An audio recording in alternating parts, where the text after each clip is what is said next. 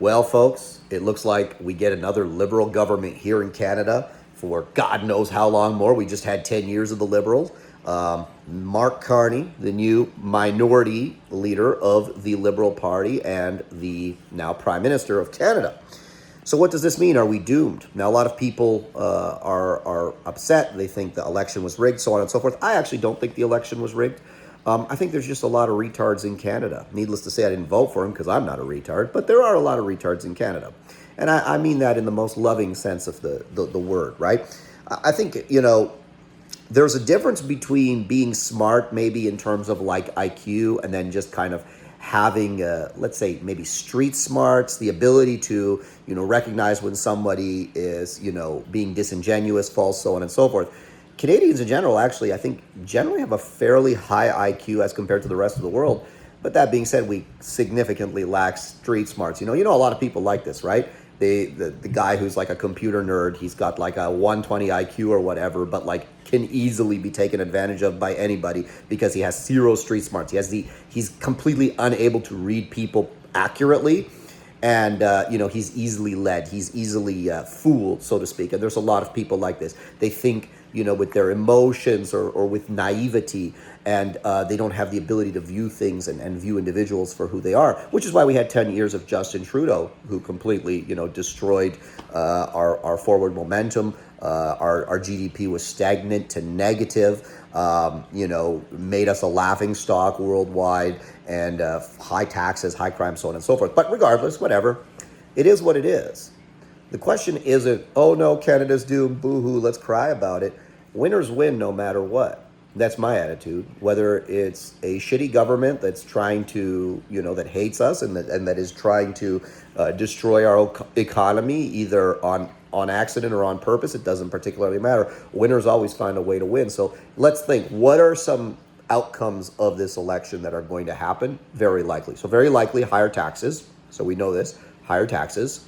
Very likely higher crime. For me, in the business that I'm in, that might actually be a good thing.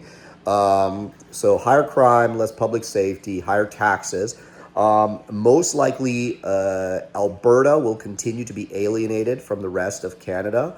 They may even go so far as to attempt to separate, so there might be an opportunity there. So think about that.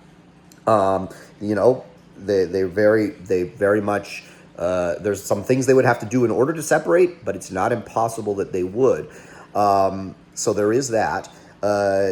We will not be equipped at the negotiating table when it comes to dealing with the U.S. on trade. We won't really have competent leadership when it comes to that. So what you have to understand is Mark Carney, he's one of these people that, he's not Canada first, right? Mark Carney is Mark Carney first. He is a global elitist that does not believe in Canada or the United States or patriotism of any kind. He believes in his own power and the power of his elitist friends because, us small people, we're too stupid to ever be, trusted. We don't know what's for our own good, right? And countries are so yesterday. We don't need countries anymore. We just need global elites, that we all subscribe to and bow down to, and they will tell us what is right and what is wrong, So more woke propaganda and woke legislation, so expect that in the school. So if you have a child in school, be aware, there's going to be more pushing the LGBTQ narrative there,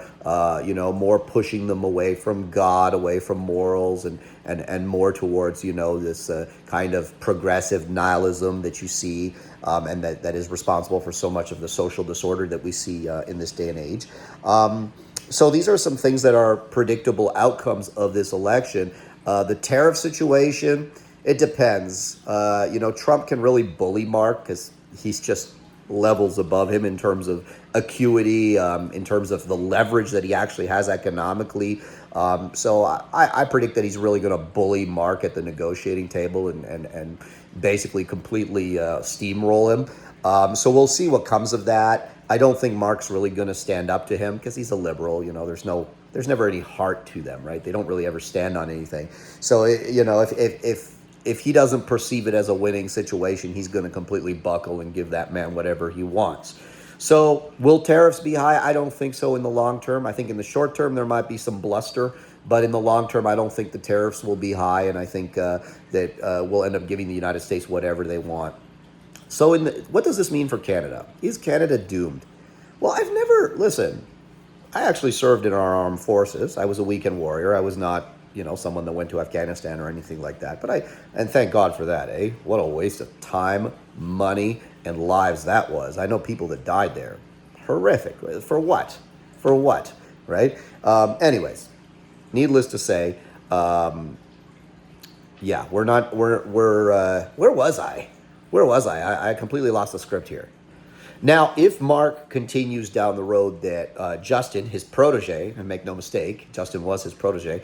If Mark continues down that road, that Justin was on, I predict within a few years we'll have another election because people will really be done with it. They'll be over their, Trump derangement syndrome at that point, and they'll stop thinking Orange Man bad and start realizing, oh yeah, the real enemy is the red guy that was in charge for the last 10 years and now is in charge again because we kind of temporarily lost our minds, got in our feels, and voted for him again because we're retards. And then they'll probably reverse course pretty significantly.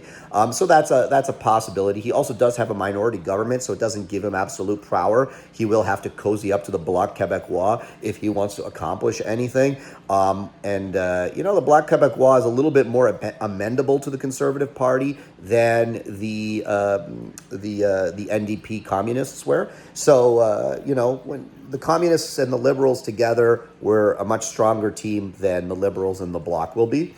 So that's something also to consider. So short term, I expect short-term pain. Long term, I don't expect much to change. Now, again, in my opinion, Canada's never really been, for the last, I would say, 10 years, we haven't really been a cohesive country. For me, obviously we're fortunate to live in this first world place. We live in this land of abundance. It's not as a function of Canada being Canada. It's more a function of, an accident of where we happen to be. And I was lucky enough to be born here, right?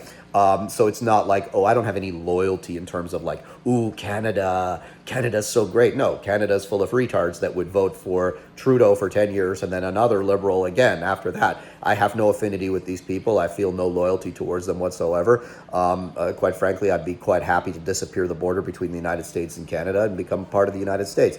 I think that would benefit all of us enormously economically and from a national security standpoint. I know a lot of Canadians, again, they get emotional, right? They get emotional. They're emotional people, and not in the good sense, more in the unintelligent, childish kind of sense, and they don't see that for what it is. And they have this weird sense of pride. I don't know what. Why? What are you proud of? What have you ever done for Canada? Did you storm Vimy Ridge? Did your parents storm Vimy Ridge? No. I mean, most of the people that are eschewing Canadian pride don't even have relatives that were here past one generation. So you know what I mean?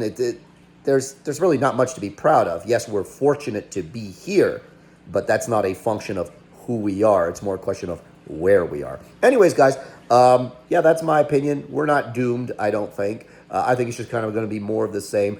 Winners will look to take advantage of these potential situations. Like, for instance, Alberta separating from Canada, that could be really, really big. And if you position yourself correctly, you could benefit either with, maybe access to the United States or access to the independent Republic of Alberta or whatever results from that. That's the most unlikely, but also opportunity-ridden scenario that I can foresee in the short term. Yeah, more taxes, guys. So get ready. More propaganda for the kids. So get ready. More crime. So get ready. And I think we'll be all right.